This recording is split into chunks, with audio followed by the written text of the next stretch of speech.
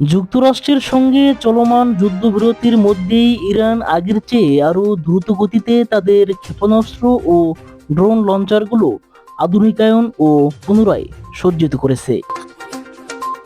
ইরানের ইসলামী বিপ্লবী গার্ড বাহিনীর আইআরজিসি এরোস্পেস ফোর্সের কমান্ডার মাজিদ মুসাবি নূর নিউজকে দেওয়া এক সাক্ষাৎকারে এ তথ্য জানান। আল জাজিরা জানিয়েছে, সাক্ষাৎকারটির প্রচারের সময় মুসাবির একটি সম্পাদিত ভিডিও প্রকাশ করা হয়। সেখানে তাকে একটি গোপন ভূগর্ভস্থল ক্ষেপণাস্ত্র ঘাঁটি পরিদর্শন করতে দেখা গেছে। মুসাবি বলেন, ইরানের মতো করে শত্রুরা এই যুদ্ধবিরতির সময়ে তাদের গোলাবারুদের মজুদ পুনর্গঠন করতে সক্ষম হয়নি।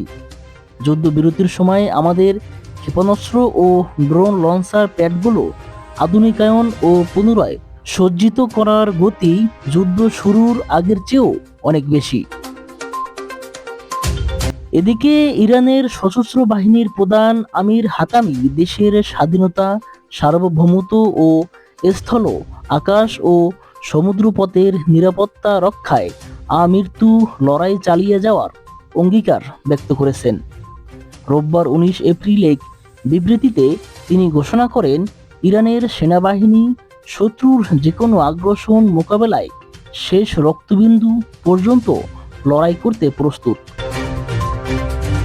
আমির হাতামি আরও জানান, দেশের সশস্ত্র বাহিনীর প্রতিটি শাখা শত্রুর যেকোনো পদক্ষেপের বিরুদ্ধে চূড়ান্ত ও সিদ্ধান্তমূলক জবাব দেওয়ার জন্য সর্বদা সজাগ রয়েছে।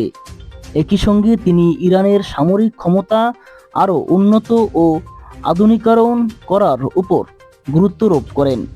তিনি আত্মবিশ্বাস প্রকাশ করে বলেন, ইরানি সেনারা উৎসর্গের মানসিকতা এবং জিহাদি চেতনায় উজ্জীবিত হয়ে নিজেদের উপর অর্পিত দায়িত্ব পালনে অবিচল রয়েছে।